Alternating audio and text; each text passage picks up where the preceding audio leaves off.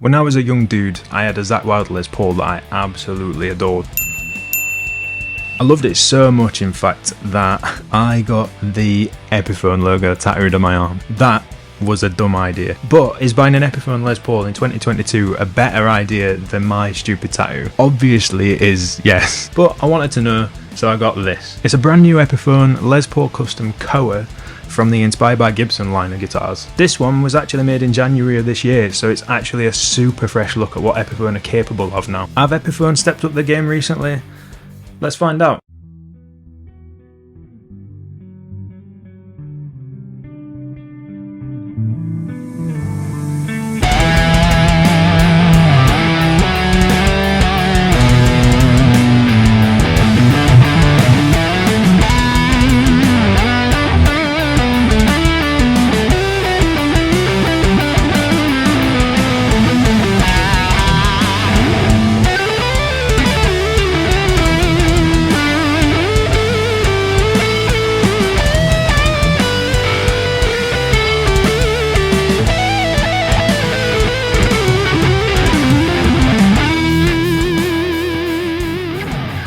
So, I wanted a Les Paul. Now, I've got my Zakk Wylde Les Paul Custom that you've probably already seen, but it only really does the Zakk Wylde thing.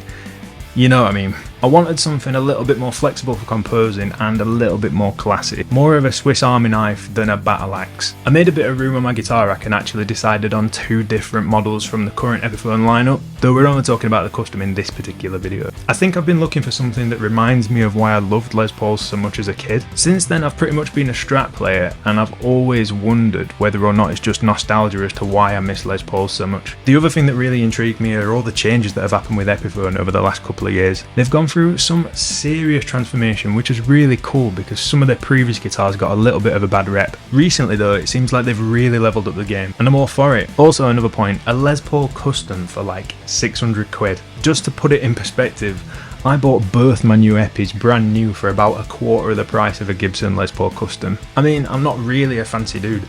I don't particularly care about brand names, I just care about stuff working properly. So if these new Epiphones are good, then surely that's a no-brainer. The guitar arrived and straight away I could tell that Epiphone are really putting some serious effort in. The fit and finish on this particular guitar is incredible, and there's only one really small blemish that I've been able to find, and you can barely see it. Somewhere around the first fret. I'll try and show it on the B-roll, but honestly it's barely there. That's actually the only problem that I've been able to find with the cosmetics or the construction. It's the tiniest mark, it's like a really small chip in the finish. I'm pretty sure that this guitar is going to have more serious wear on it than that by the time I'm done with it. In terms of weight and comfort, it feels like a Les Paul, dude. There's not much more I can say about it. It's a heavy guitar. It's got no weight relief as far as I'm aware, and there's no comfort carves or anything like that. You don't get that on Les Paul Customs. It's honestly just a block of mahogany that makes really nice noises, and that's probably what you're looking for. I know it's exactly what I wanted. And I just wanted to talk about the looks of this guitar for a minute, because honestly this is one of the classiest Les Pauls I think I've ever seen. The only way to describe it is it's understated enough to fit with any band playing any genre, but it also stands out enough to make a statement. The Koa top is absolutely stunning, and then there's mahogany everywhere else, all wrapped up in white binding, gold hardware. It's just gorgeous, isn't it? I mean, look at it. Who could disagree with that? But there is one major thing. What about the frets? I wanted to check these out first because when Epiphone brought out this sort of like new vamped line of guitars, a lot of people were reporting bad fretwork. People were saying there were high frets everywhere and just loads of buzz and sharp fret ends and just tons of trouble with frets. And that's honestly the last thing that you want. I was worried when I ordered this and one of the other guitars because I didn't know what condition the frets were going to be in. And honestly, I hate fretwork. But also if it's something that's not fixable, then that's a pain. Obviously you can send it back and get a return, but like, do you want to do that, or do you just want a guitar that's right when you get it? Nah, I'm happy to report that these are absolutely fantastic. Epiphone have clearly made some headway in the fretting department because these are really, really good. They're all level and there's no sharpness on the treble or the bass side of the neck. It's perfect. So overall, the playing experience straight out of the box was amazing too. Super playable and very much ready to go. But one thing really struck me after I'd made a few tweaks to it and just sort of got it set up exactly how I like my guitars. The slim taper neck profile is unlike anything that I've played on any Strats over the last few years,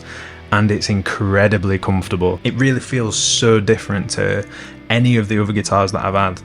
And I think if you couple that with the shorter scale length of a Les Paul, it's made for a really good playing experience. It's super playable, really comfortable, and I like it a lot. Another thing that I found that I really liked is the Tune-o-matic bridge and tailpiece setup. If you like and play Les Pauls anyway, then you'll probably agree with this. But I found that it being raised away from the body a little bit made my right hand picking position just a little bit more comfortable. My picking arm just seems to be at a slightly better angle than on a Strat where the bridge is generally really flat to the body. I think I can attribute that change to like a bit of a positive change in my right hand picking, which is amazing. All these different positives were all stacking up and I was starting to feel a bit silly that I haven't had a Les Paul for so long. But arguably the most important part, what does it sound like? I did buy it for recording after all. Now, I don't know if you were expecting this, but it sounds exactly like a Les Paul. Who'd have guessed? Honestly, it's just a Les Paul.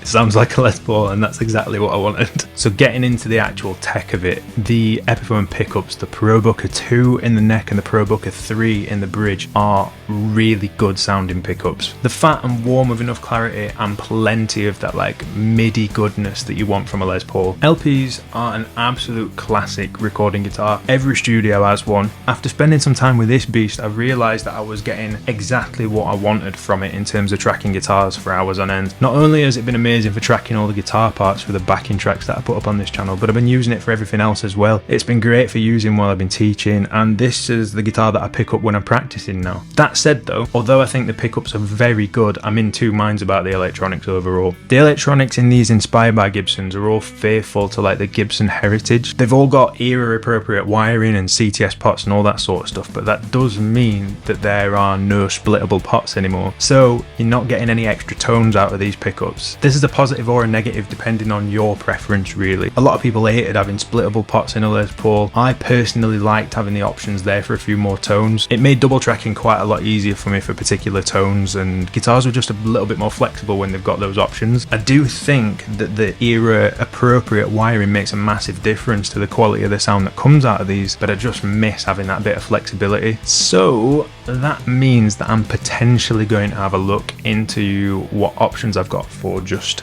tweaking this guitar a little bit. For now though, I'm honestly more than happy with the way it sounds, and it's not going to stop me playing it, I promise you. Also, this seems like a good time to point something out. It's very much still a Les Paul in terms of tuning as well. Inspired by Gibson indeed.